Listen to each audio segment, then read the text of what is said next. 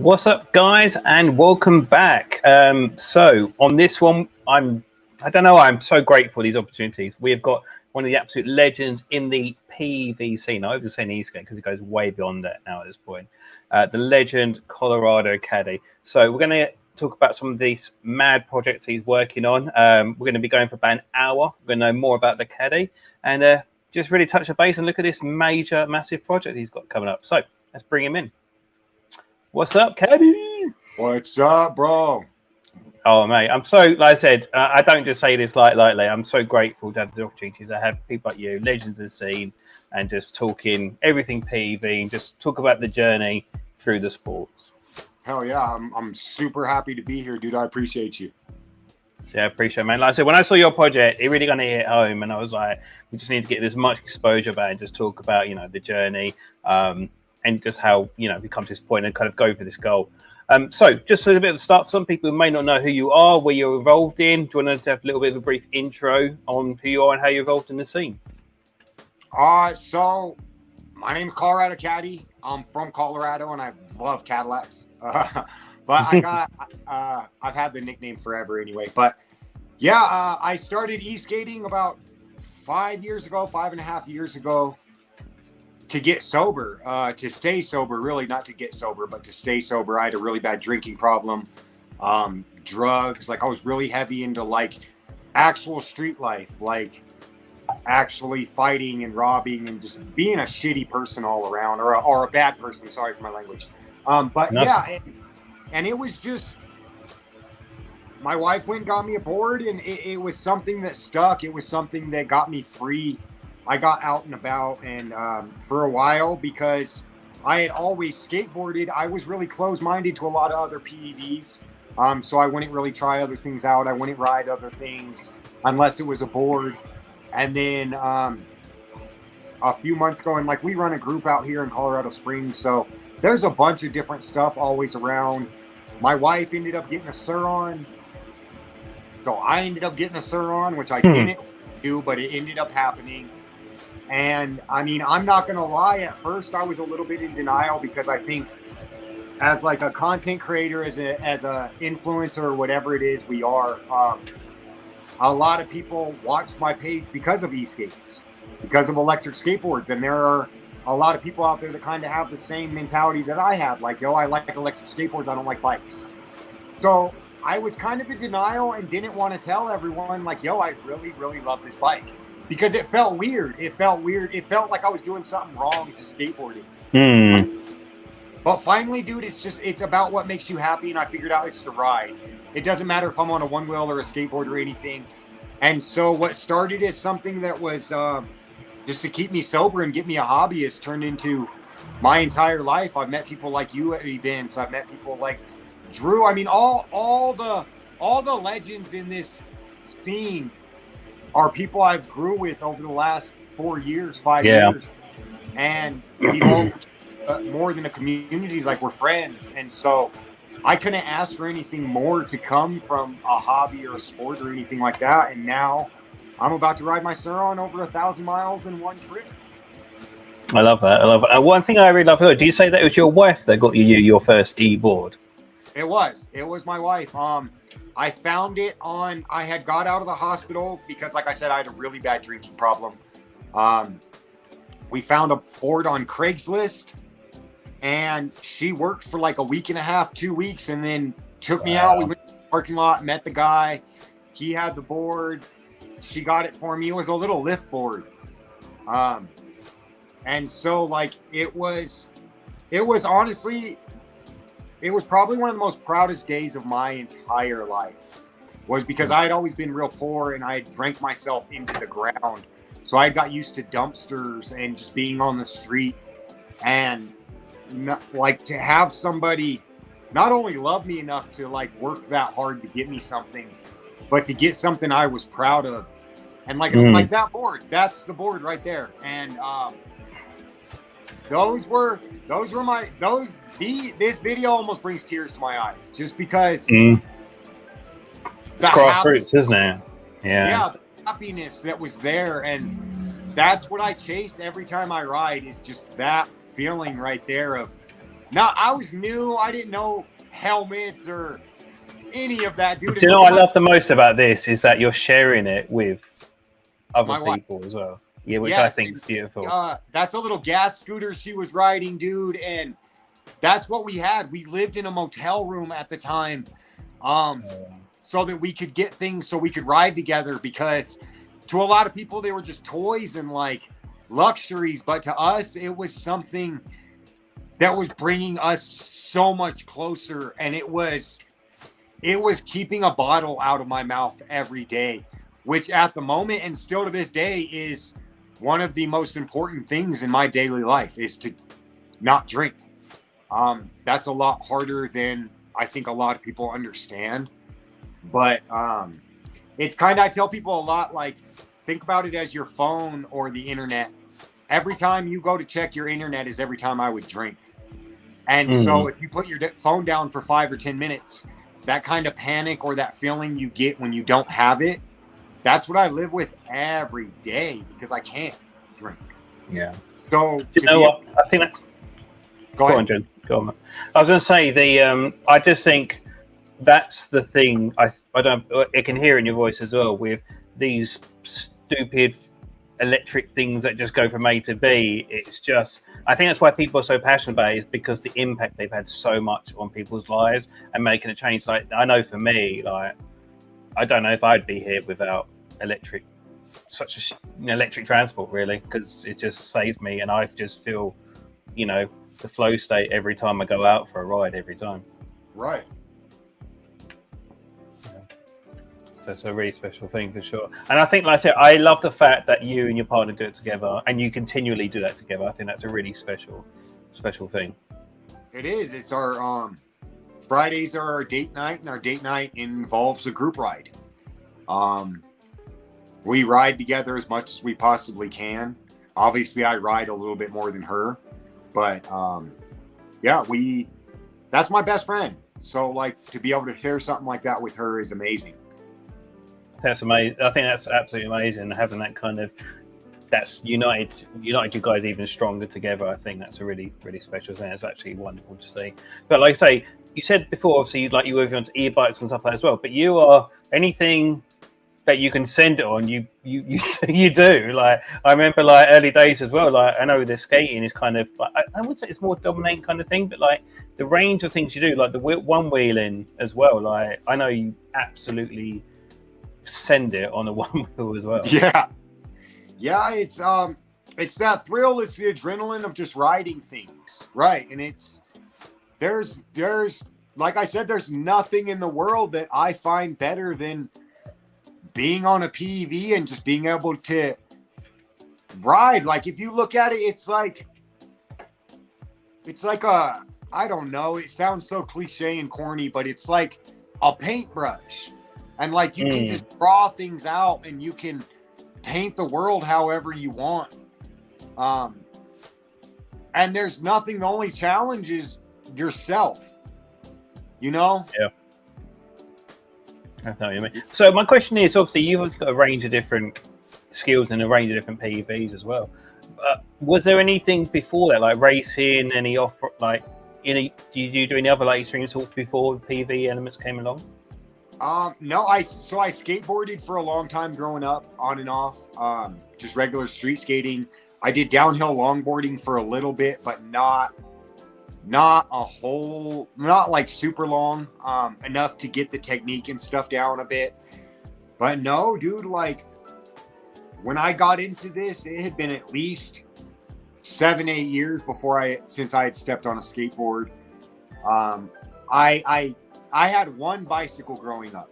One bicycle. That's it. I didn't have a whole bunch of bikes. I had one bike. I never really got into stuff like this. So, like, that's why it stokes me out so much now to be able to get into stuff like this. That's why I do the things I do a lot, is for everybody who's grown up like me, who just, when you're at a certain level of poverty or you grow up a certain way, you think that there's not much more out there, or like you don't really deserve much more. And so, like, a lot of people that I used to know like think I'm a rich kid now or rich, and it's not. I mean, I'm honestly just irresponsible as fuck with my money, but it's possible for anybody to get out there and feel good about what they're writing. It's just, yeah, these PVs completely changed my life. There's no doubt about that. I find it really interesting, and I like to think I kind of break that norm and the stigma about, you know, you say about addiction and like how it's helped you along the way.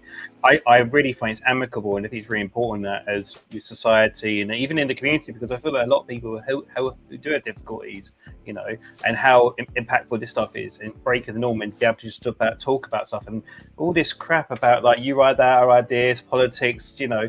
But when we bring it back down to the fundamentals, we did this for a reason, because we needed to have that escape and do something we love doing. So I think it's really important. I really think it's amicable that you always just normalize difficulties in life and just make it just be like, okay, that's where things are, but actually this is what I do to look after myself as well. I think it's really important. Well, I think that's why I'm so vocal and open about the bad in my life. When I'm upset, when I'm pissed off, when I'm anything, I'm vocal about it on social media. One, because it's kind of a way to vent, and two, because I want people to see that. I think people need to see that more in today's society, because you can hop on the internet and within 5 minutes feel like absolute poo about your own life, because you see everybody smiling on cruise ships and so-and-so just bought a new car, so-and-so just got this promotion, but nobody shows, yo, I was in the dumps too to get through it, to make it to where I'm at. And I think that's very important, that people see the process, and that especially with like the more and more followers and stuff like that, that people see that social media, there needs to be more realness on there, because it's influencing a whole generation of people. It's influencing the world, is what they hop online and see. And if we don't normalize being normal, they preach, man. Yes, exactly. Normalize being normal. I think if anything I'm going to take away from this whole thing, that's the truth, man. Normalize being normal. I love that. So I did a bit of digging and stuff, and it took me a while to find this. And this is what I said to you before, because we have a little pre-chat before we go. This was one of the most moving e-skate videos I've ever seen, and it was the Evolve video. But the reason why it took me a while to find it is they've actually took it down. But actually, because I can dig, I found it. It's actually unlisted.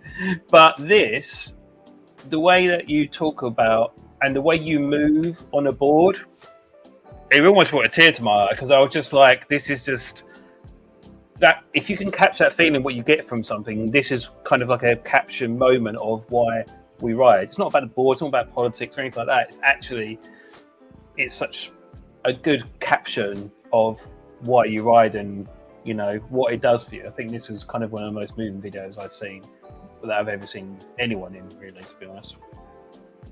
I'm just a bit disappointed that it's taken down. That video, that video was really good. I had a good time making that video. I had a lot of input in that video on how it was filmed. I'm a bit difficult to work with as far as things like that go, because I do want to make sure that certain things are said about me. And like I said, that I do want to keep things as absolutely real as I possibly can. So when I have a chance like that to just talk about what I love or who I am, like it comes out good. It comes out decent. It does. It comes out real. It comes relatable, and it's true, and it's real, isn't it? That's what it is. It's a story, and that's what, you know. Anyone can look at anything and just not relate. But I thought it was absolutely an amazing. It captured, I think, your message. I think, which is an absolutely special thing. So I was really, and dude, Jesus Christ, where did the sliding come from? To the extent that you can go sideways on anything. So, dude, I used to, when I had my lift board, my first electric skateboard, I would go out in the parking lots, bro, and just grab rail go as fast as I can, grab the rail, and just turn it. And I would go flying off, man. So hard. Sliding was so hard for me to learn. It took me months and months and months of falling and going through jeans. I had holes in everything I wore. And one day it clicked. And once it clicked, bro, I just started looking at things a little bit different. Like I look at things when I ride, I don't know how to explain it, bro. It's almost like I see like shapes. Like I see geometry. I see lines. I'm very aware of all of my peripherals. So I got really good at sliding in like between things or doing slides in very tight spaces, because all I need is this space that's around me, because that's what I'm focused on. So it's not hard for me to, once I figured out the actual technique in sliding, it wasn't super hard. But I love it, dude. I love going sideways. It's my favorite. Yeah. Yeah. I noticed that when you pulled up on the, on your drift trikes, man. Do you know what I really say? And I said this about a few times about you and your crew, your family that you ride with, is the unity you guys share is amazing. And you have presence wherever you go in your crew. And it's like, I love the fact a group of people are the wild card that makes things dynamic at an event. I thought that was awesome when you guys turned up. It was sick. Nothing but colors and sideways and sending it. I loved it. Thank you, bro. Yeah, our local group is a very tight-knit group. Me and my wife started the group, and it's always been based more around friendship and camaraderie than it is around PEVs. We all get together to ride. Yes, we do. However, what I want and what I stay striving to differentiate is it doesn't matter what we're riding. We're there to ride as a group. We're there to have some fun. We're there to meet each other and talk about things we like. So, especially in Colorado, dude, there's a big off season. So we have to form friendships in this. So we like to party. We like to have fun, and we like to get crazy. Everyone likes bright colors and bright lights, and it all just works. Do you know, I really respect that a lot, because my brother said something before, like I suppose a bit like you in a way. I get so obsessed and absorbed in something I love, and I get a lot of passion out of it, like the PV and the ride and whatnot. But it's like, if you take that element out, what do you have? So I really appreciate that you have your community, you have your friends, but you use this as an extension of your relationship, and it's really important, because I think that if you don't have the PVs, what do you have? And you need to make sure that you do the other stuff. You talk, you go out, you hang out, you know, you go for dinner, whatever it is, just hang out. But right, I really want to talk about main event. Where did the idea of doing, it's 1,054 miles on a Surron? Yes. So if it's this is not the first time me and my wife have came up with a crazy way to get me somewhere for an event. I'm still not rich to this day. We live paycheck to paycheck. And so I'm extremely grateful for anything and everything that I have. We have 3 teenagers. So we work really hard to keep a good roof over our head, good food on our table, things like that. But luxuries such as vacations and stuff like that are something that's a little bit harder.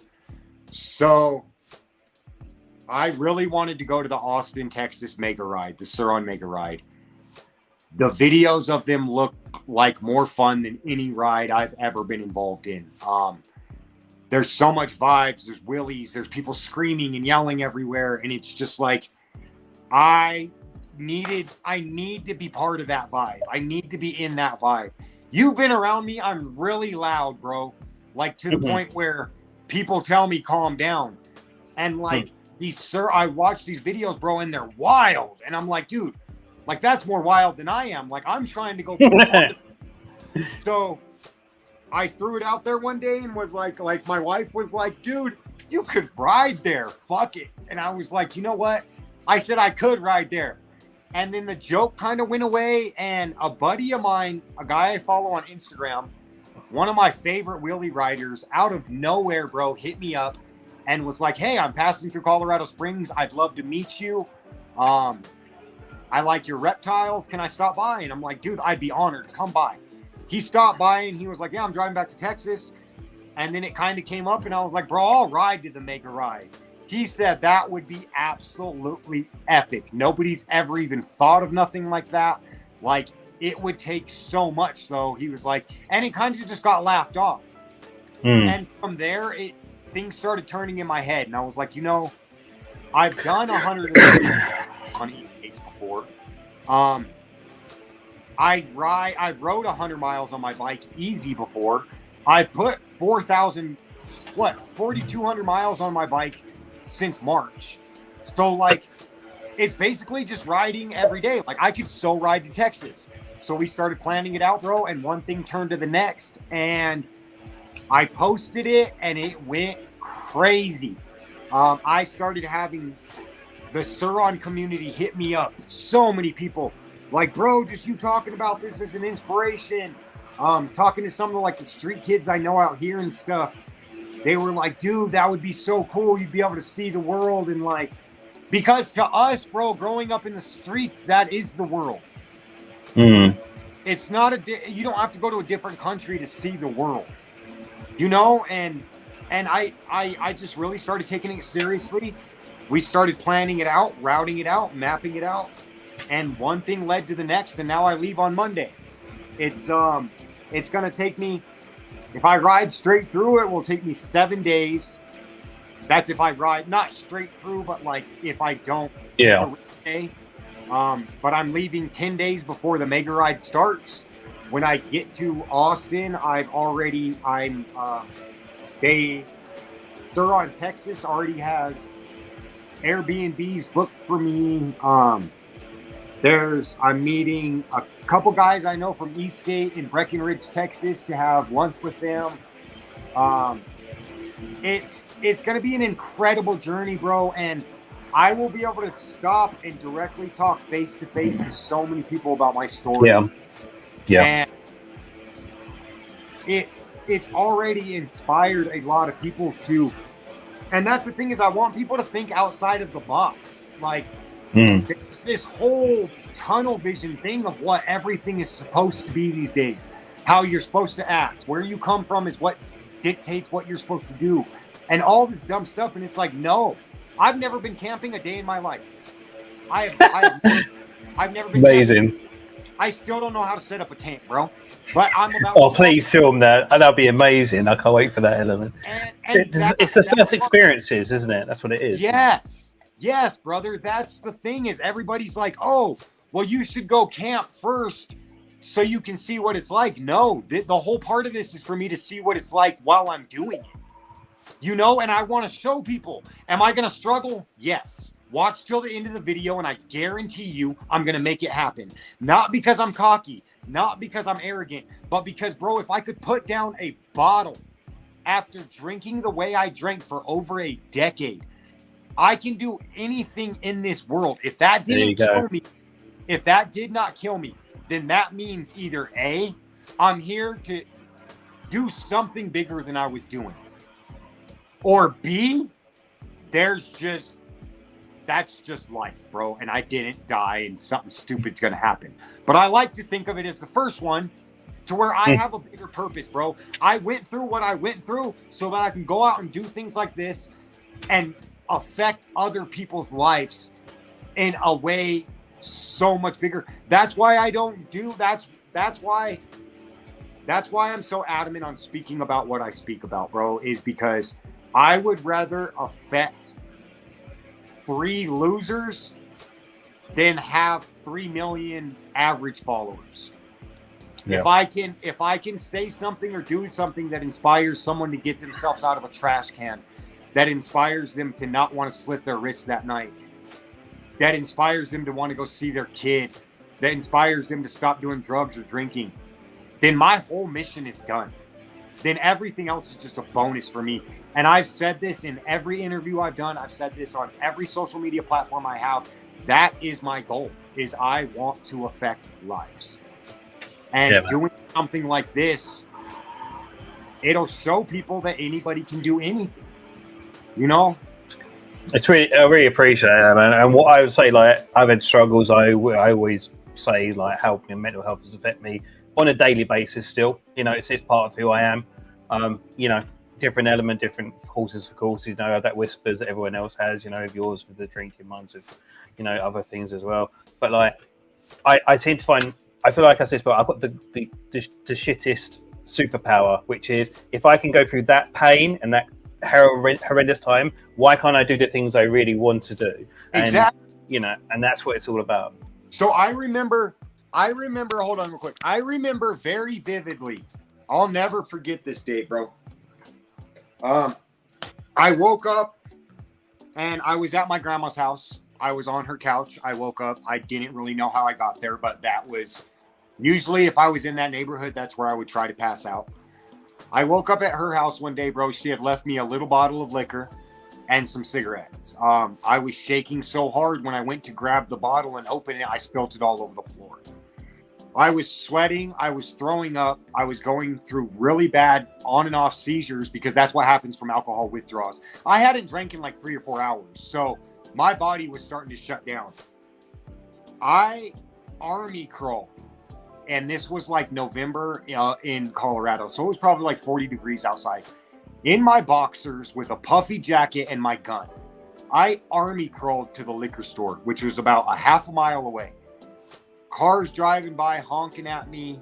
The guys up the street laughing at me. My grandma's friend looking at me, almost crying. The liquor store person being like, "What the hell are you doing?" Shaking, bro. I crawled in. I grabbed the bottle. I literally rolled over on the floor, started drinking right there. Gave them a little bit of change I had. Because I didn't know at the time. I thought I was just a really good thief. My grandma had a running tab, and she was just paying my tab at the liquor store, which is fucking gross. But, and so I sat there and I drank it, bro. And I walked back to the house in my boxers, in my jacket, with not an ounce of shame in me. And I did all that for a bottle, bro. So, like, why the hell can I not soberly ride an electric bike 8 days straight? I mean, to a lot of us, that's a dream to me, bro, is to be able to be out and ride 8 days without any other bothers. Yeah. I just want to say, like, first one, thank you for sharing that. I appreciate it a lot. But like I said, I you know, I truly believe in the last few years of, you know, working on myself and doing things like that, which, you know, I relate to, is it's a butterfly effect. And it's like, I am, you know, you wish like, oh, I wish I was where I was before. And all that stuff. But actually, through those series of pain and hell and crap, that's led me to do this stuff, which has now pushed me to do the stuff I want to do. So it's one of those things where I feel like through those difficult times, it's now pushed you to do an absolutely outrageous, crazy, stupid mission and ride to Texas. Yes. And why? Because that's what I know I can do. Because if I can do that, if I can stop doing this and make a difference in my life in that way, then I can do what I really want to do and have these ambitions. So, you know, yes. Appreciate a lot, man. And like I said, when I talk to people like yourself who know, you know, everything's different, everyone's reality is different to each other. But like, I want to thank you for talking about people's difficulties normalized and just, you know, making a difference. You know, 100%, brother. So I appreciate a lot.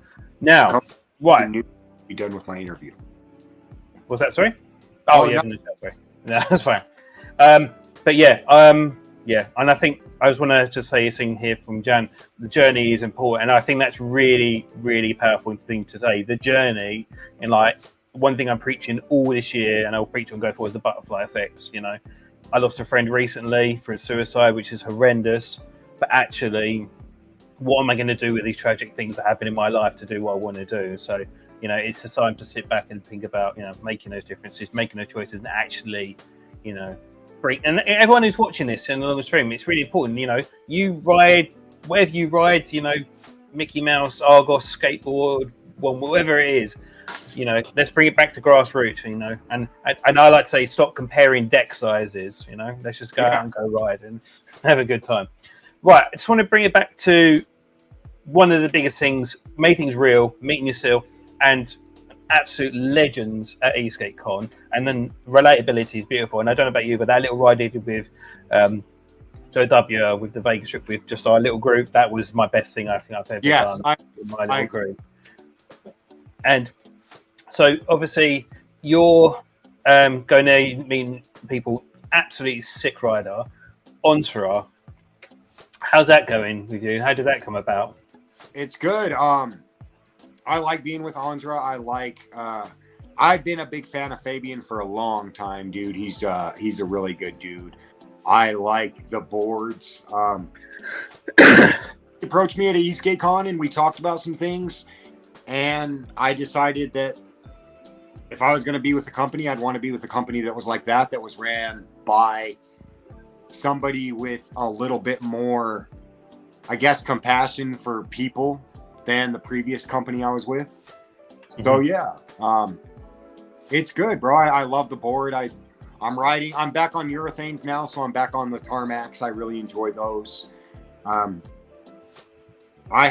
just haven't. I don't know, man. People ask me all the time, like, "Are you still skating? Are you still?" I skate every day. Just because I'm not posting it doesn't mean I'm not skating.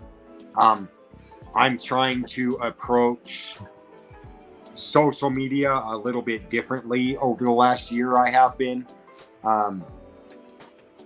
With what I'm trying to do with myself and my name and stuff like that, I'm approaching it a little bit more as a business. I'm promoting things that are more business-like. I'm promoting the bigger things I'm doing, the stuff like that.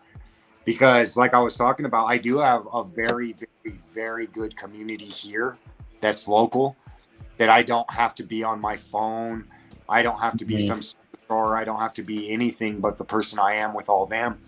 So I can go out and I can skate with them and I can do this without, oh, you've been skating for 5 years and you still haven't built a DIY, or, oh, that's a cute China board, or, oh, I have an 18S. I have an 18S that'll blow the wheels off your board.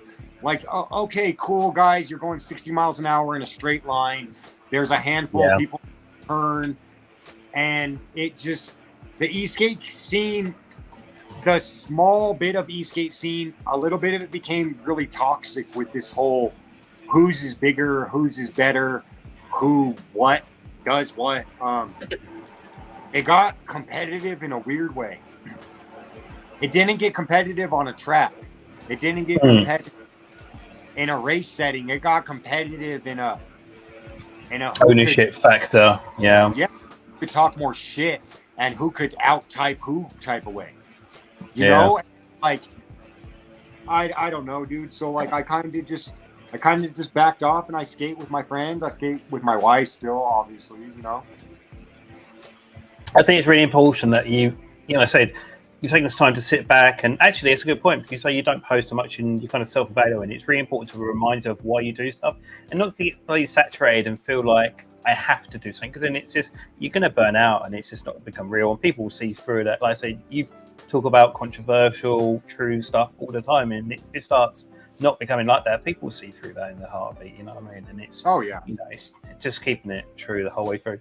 One thing I couldn't find, and I know, I've been, a fan following you, like I felt, have a brother in the Eastgate scene or PV scene. Meals on Wheels.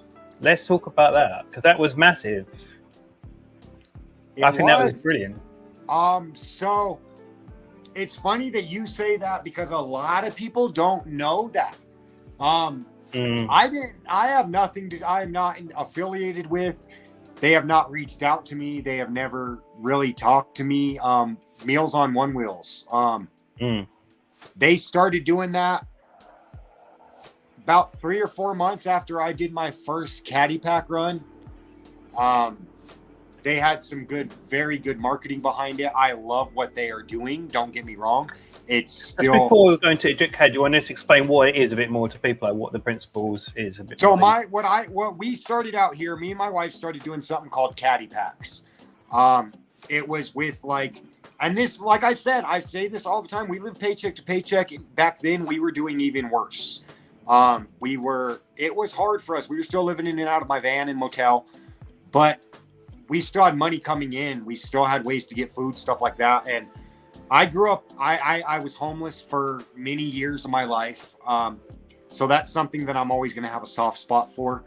We started doing something called caddy packs, and we would take backpacks and fill them with like a sandwich and some socks. And then it became a sandwich, socks, gloves. And then we started doing hot meals, and we would get our whole community together. And that's what we would go out and do, was hand out stuff to homeless people, hand out backpacks, do stuff like that. It caught a little bit of traction and spread to a couple bigger cities. And then some people got a hold of the idea and kind of changed it around to focus on like more of a promotional thing for their group, which we didn't broadcast a whole lot of it. We put it out there on the internet to get donations, to help pay for the stuff. It was never about going out and sticking cameras in people's faces. It was never about growing my name. It was never about growing the group. We made that decision as a group. Me and my wife made that decision when we started doing it. It was never intended to be a viral video or anything like that. That is not what we started it up for. So we didn't go about it. We didn't go about hiring film crews. We didn't go about reaching out to Float Life for sponsorships and stuff like that, because we didn't need free product for our e-skates. We needed food to hand out to people. So that's the way we approached it. And then, like I said, Meals on One Wheels kind of turned it into more of a show, I guess. More of a, hey, look at us and look at what we're doing kind of thing. And look at, we're doing it on One Wheels. So kind of a thing like, I felt that it was kind of more of a promotion for One Wheels and for that than it was actually what it was all about, you know? Because I'm always going to look at it, for any extra money spent on marketing, that could have went to jackets, gloves, clothing, anything like that. I've watched a few of their videos. They'll go out there and hand out styrofoam plates while they're sipping Starbucks with a camera in their hand. And I personally find that kind of distasteful. But at the end of the day, like I said, they are still handing out plates. So whether you're doing it in a Rolls Royce or you're doing it in a fucking Honda, I guess it doesn't matter. It was just, so we still do it. We still do it. We just do not broadcast it on the internet that much. Yeah, because I think that's why kind of one of the other things that kind of got me to attention what you do. Because I remember, it's just like, it shows you, you've been following you like journey for a long time. Because I remember someone like hit your van or something, like went like just after it or something, and it was like, that's literally all I've got left at this point. And it's just, everything I do is just because it's what I want to do. Yeah, it's when the whole van situation, it's been a really tough 5-6 years for me and my wife financially.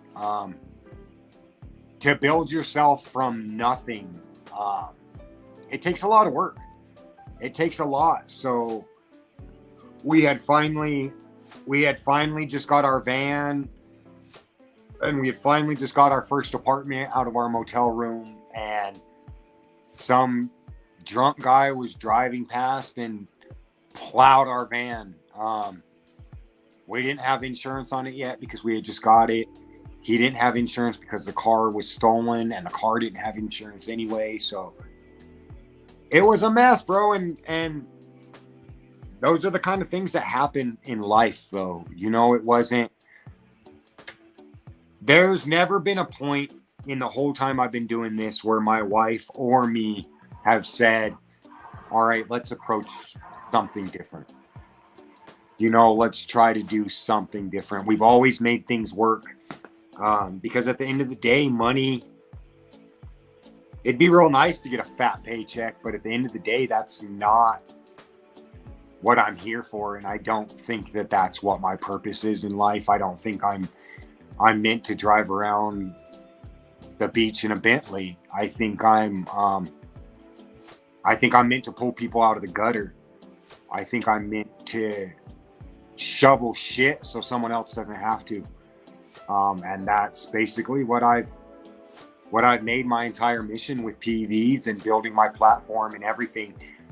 Not a day goes by that I don't post something on my story or something that's motivational or that talks about my sobriety or anything like that. Not a day goes by that I don't lose 20 fucking followers because I post about sobriety. But at the same time, my insights on my Instagram page are like this, bro. Like, I 20 and then I'll gain 40.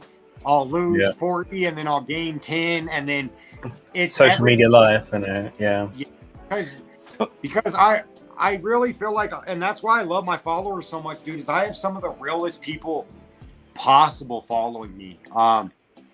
I'm not one of the biggest names in the game, but I do have some of the biggest names in the game following me and talking to me and having conversations and just stuff like that and shit like that. I'm honored about. I'm never going to be that guy that doesn't fanboy a little bit over people I want to meet, you know? But I think that's what you say. You say, built on here to do X, Y, and Z. The dream that you sold to as a little boy, little child, But I think what you have from an outside industry is that you're so fully aware on keeping yourself, and we have bad days, we have good days, but keep yourself in check. And then what you do have is collaborations and meeting people and making cool stuff like this, like that. Through your journey, you've done this. So please tell me about this and how does this? What's this for? Okay, so what this is this is a fully custom subframe. Factory Z reached out to me that and I just want to before I go into all this, I want to say to the entire Surron community, not a single person has been rude. Every single person has been super motivating about this, have extended helping hands, have asked where they can help with, have helped me with routes, have helped me with everything. So I super appreciate them all. Factory Z was one of the companies that reached out to me, said he's really good at building stuff, which obviously you can see. He runs a big fab shop, and he built me a full custom subframe. This will hold my second battery. So I'm bringing 2 batteries. Oh, really? The batteries are around 40 pounds. So this will hold my second battery on the back of my bike. And then as soon as I'm ready to swap batteries, I will just pull that off the back, obviously, and then just throw it in. So this part right here was actually an essential component to me being able to make this trip possible. So I was going to ask, obviously, batteries are obviously the fun hot topic that we always end up talking to at some point. Are they stock Surron batteries or are they modified in any way? One of my batteries is a stock Surron battery. The other one is provided to me by Motoclops. It's a 60 volt, 65 amp hour battery. I didn't want to go and change controllers because I don't need to be popping wheelies for this entire 1,000 miles. I'm not one time going to get into sport mode. Power is not the goal. Range and reliability were the goal. Yeah, there you go. So I kept a stock controller, and I also kept a 60 volt battery setup. Well, these the guys then? Sorry, Cadi, just briefly. Is these the guys? Are these the guys? Those are Motoclops right there. That's a company here in Colorado. I reached out to a decent amount of battery companies, and they all left me on red. Yeah, that's mad. That's insane. But yeah, so what you got? So talk about the kit you're taking, because I think that's going to be an interesting fact to everyone. So you've got 2 batteries. Is any other modifications? And what kind of gear you take? Is it you've done stock gear check with what you're taking already? Are you doing this solo? Are you with anyone?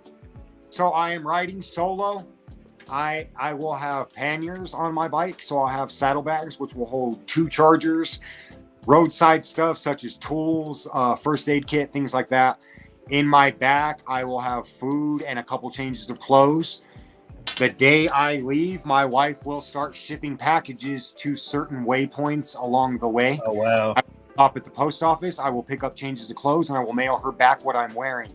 I'm sending 1 big box to Austin because, like you talked about earlier, I like very bright colors. I like wearing fancy stuff, and I really like good shoes. However, me looking like a pretty boy stunner is not going to be good for 1,000 miles through Texas and hillbilly country. So there you go. I am wearing cycling gear. I'll be wearing everything down to spandex shorts, stuff like that because of heat. Everything in down to, like I said, the shorts. Everything is planned out to a detail of what I'm wearing, when I'm wearing it, because my wife has a full list of my route, what I'll be wearing, what days I'll be traveling, where, things like that. I have got the brand new Garmin Edge 1040 cycling computer, so that will be my GPS for the entire route. It's GPS, GNSS. It's a $700 GPS unit. Big shout out to Papa Legbus for that unit. I just got a Spot X satellite messenger, so I'll be able to text whoever throughout the entire ride. I have meals, which are basically instant meals. Have a little jet boil, a cooker, my tent, my sleeping bag, and water. So is this everything here? Is this your kind of the stuff you're having on you? Then you're just going to top up as you go along, then, yeah? Yes. That's mad. And you, like I say, what's remarkable is like, so you've never done a day of camping in your life. That's going to be, and not because it's the doubt thing, but I just love the. Do you know what? I'm going for it. I'm just going to go and do it. And I dude, like everybody goes camping, so like I do a lot of shit that everybody can't do. So I figured if it's something everybody can do, I can do it too. Yeah. And you know what, bro? If I look like an idiot at the campsite setting up my tent, it's going to make really good content. And it'll probably put a smile on a couple people's faces throughout their camping journeys. They'll be like, hey, you remember that dumb dude that was riding the electric bike that couldn't set up a tent? He made it. He made it the full 1,000 miles. You know, and that's what I want to show people, dude, is with enough determination, with enough research, if you go at things with good intent, you can make it pretty far in life and in your goals. Nothing happens overnight. This just took me 2 months of daily planning to make. Hold on, let me show you this. Yeah, go on. Guys, just while you're in the stream, if you've got any other questions for me or Cadi, please put them in. I have everything to the paper directions. That's amazing. So, make sure you whack them in plastic sleeves. That's the last thing you want, is anything coming down on you, on the water or anything like that. Do you know what though? When I did my coast to coast, I know it's a different demographic, but you know, it's all the what I want to say to you is get excited about the things that you don't expect are going to happen, the people you're going to meet, the things you're going to do. Those are the interesting factors for sure. That's what excites me the most, dude, is the new and bro, like I'm going through some very, very small towns, so I don't even know who's seen a Surron. There you go. Can blow some minds on the way through. That'd be so cool, man. I'm really looking forward to it, and like I say, I'm going to be following the journey along the way.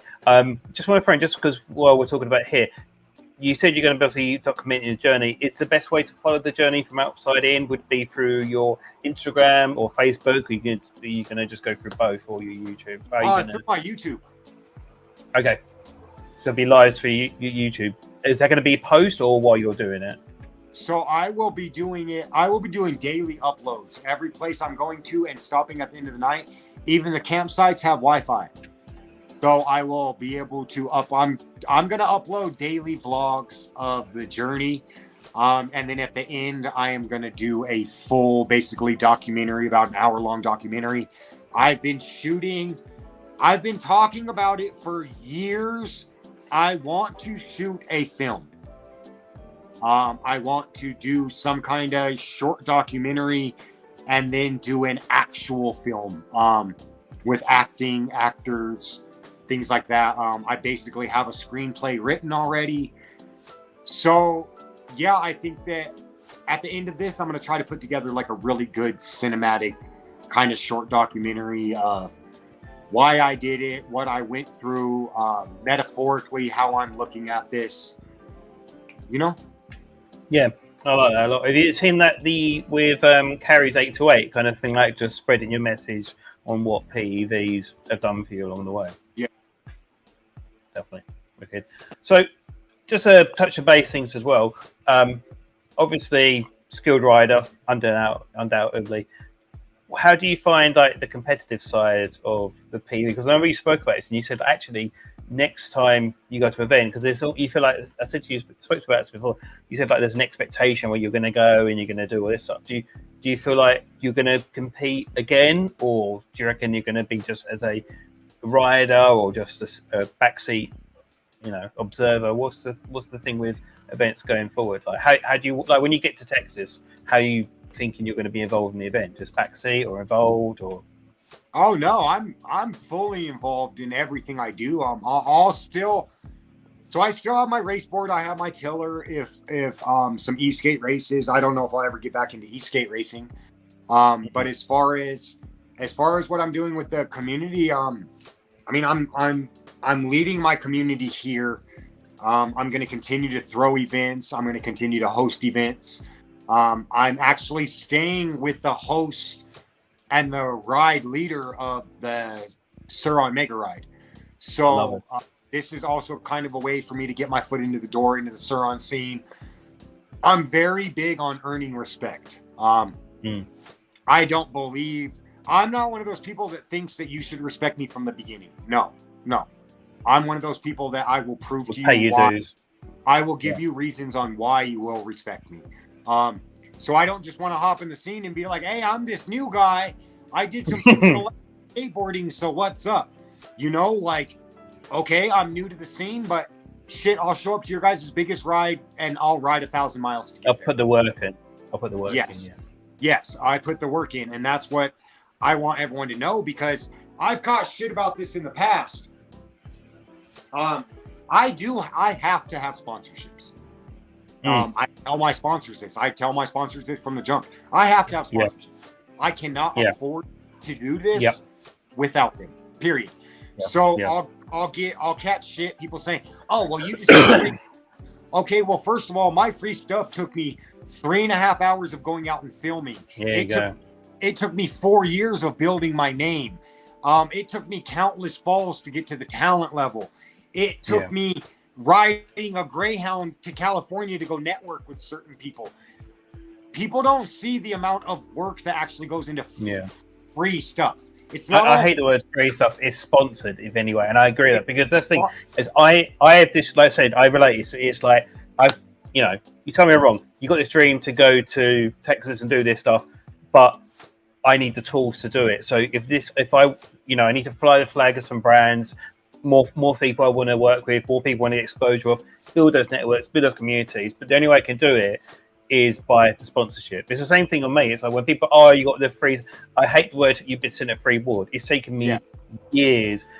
How much is the camera stuff? How much was the bike? How much was the gear? How much time's gone into it? And it's not because I feel like I expect anything, but when you come at me and say you do this for self-growth or free stuff, no, it's the only way I can do this stuff in a real world situation.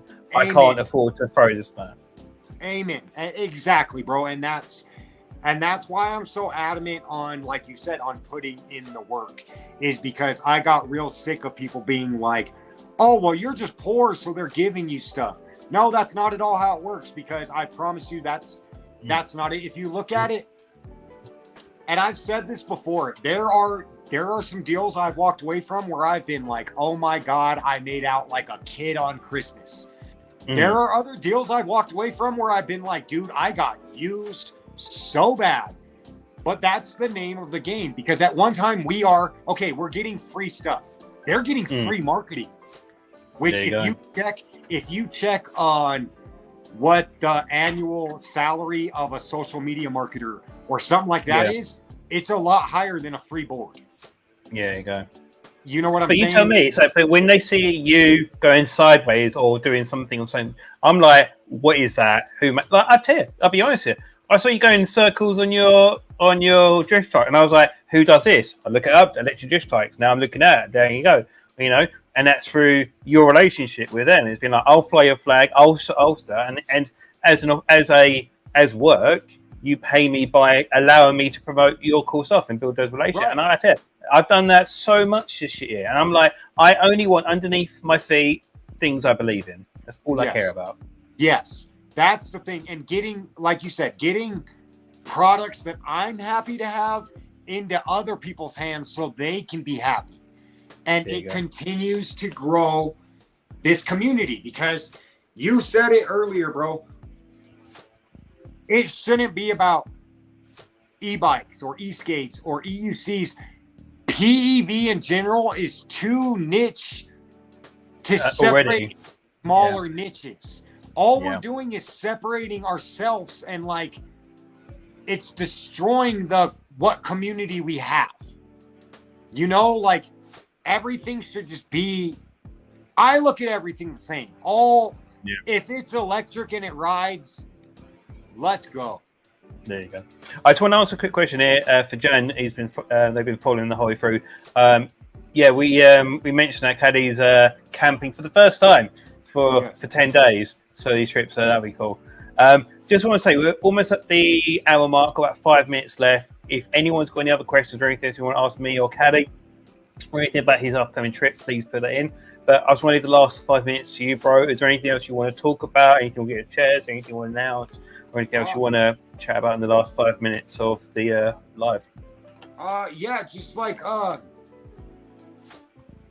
don't know, like if anybody that watches this wants to go out and do something, go out and do it. Like you can literally do anything, like anything you put your mind to, for real, you can. Like it doesn't matter what you come from, where you come from, where your head's at, anything like that. You can get up and go. You can get up and change things, for real. Like I was living in and out of dumpsters, and that guy that you pass on the street that's asking for change, that's dirty and stinks, that was me.